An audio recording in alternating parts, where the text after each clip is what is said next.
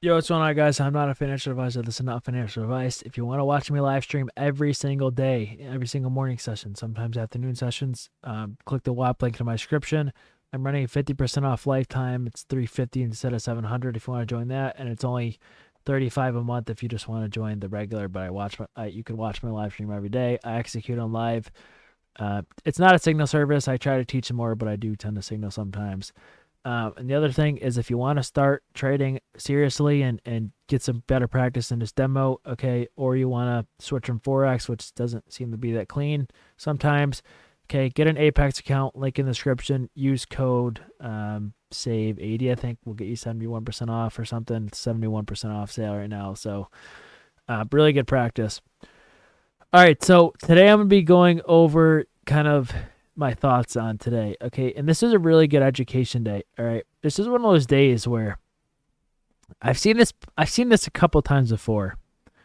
All right, and I'm gonna show a side by side of this. I have seen this a couple times before. The last time I saw this was probably a few months back, and I'll show you what I'm talking about. But look at this. All right, you're gonna see this real quick when I show this. So if you look at ES side by side with NQ, what do we have down here? We have 4 hour fair value gap. All right, 4 hour fair value gap right here. Now I've seen this before, and this exact setup. And when we opened today, we were down here. Okay, we were down here. So when we opened, I was like, all right, I'm bullish, but I want to be bearish first and then bullish.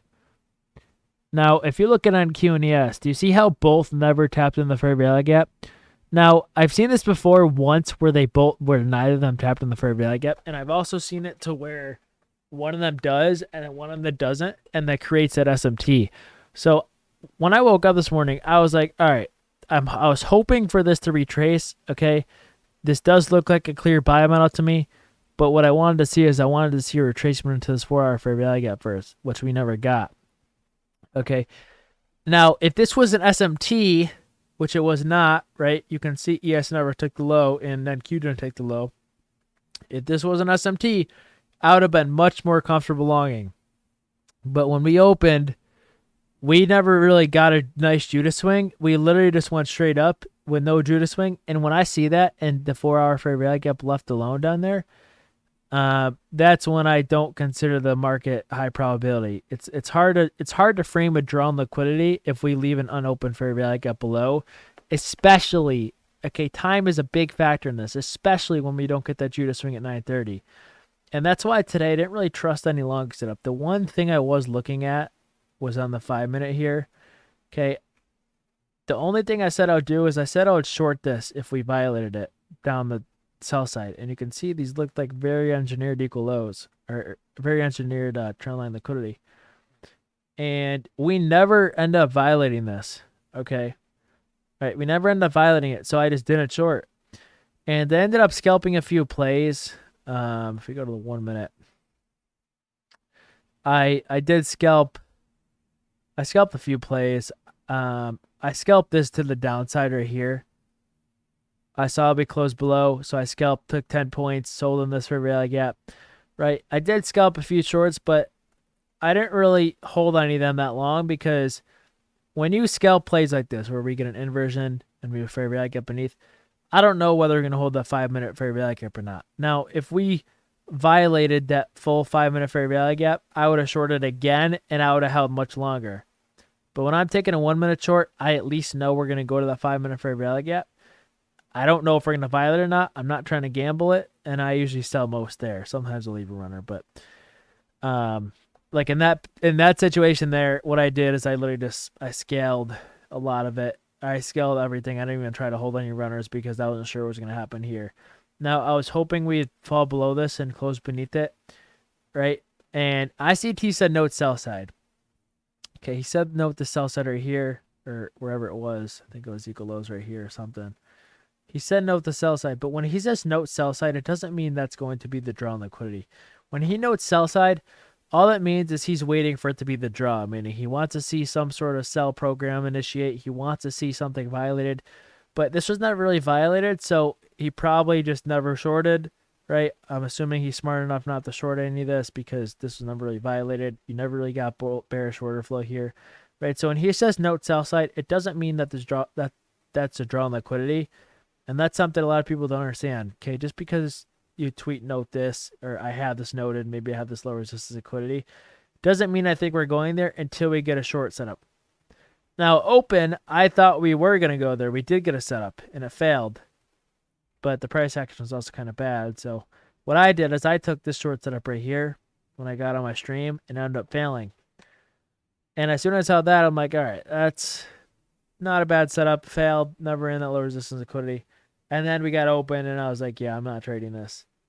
And I just waited and waited and waited, and then I saw this, and I'm like, all right, well, there's no short. I scalped this, and I even alerted. I was like, if we go below this, I'm gonna try a heavy short on my topstep account I just got. Okay, but we never did. But you can see why this is just a big part in determining the draw on liquidity, right? You don't know the draw on liquidity until something major is violated, until you get a major short. We never really got any bearish or value gaps here. Even on the 5-minute, we never got any. We never violated this.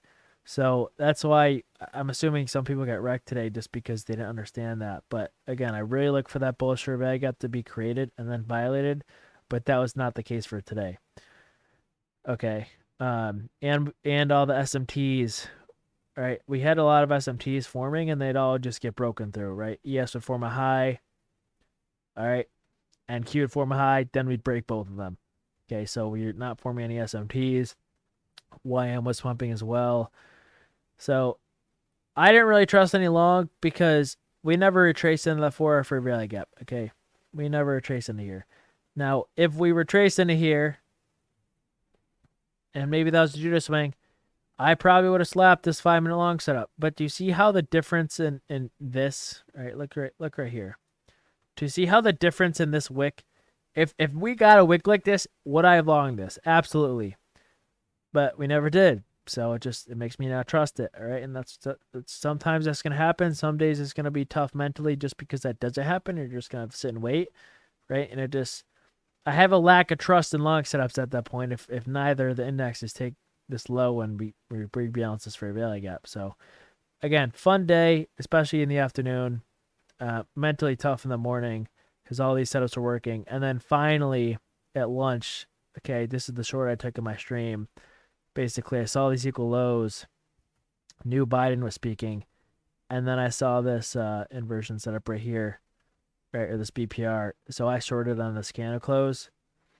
And then I ended up holding till equal lows. I didn't hold any further because I didn't want to gamble with Biden. But again, normal day, I probably would have banked, right? Because I would have held that. But you can see I took profit at equal lows. Went much further, obviously. Took out all this low resistance liquidity. And kind of wanted the dump I wanted in the morning, but just a lot later, which sucked. But yeah, decent day. 12 green day in a row on stream. So, I mean, not complaining. It just wasn't that much. But yeah, hope you guys enjoyed this video. Let me know if you have any questions about today. I know some people in my Discord were red just because they kept trying to short, which is okay because some of you inexperienced guys, you're going to try to short any bearish for like FPC, right? But you have to understand what the higher time frame's doing. So yeah, let me know if you have any questions in my Discord. Link is in the description. And yeah, other than that, have a great night, morning, afternoon, wherever you are, and peace out.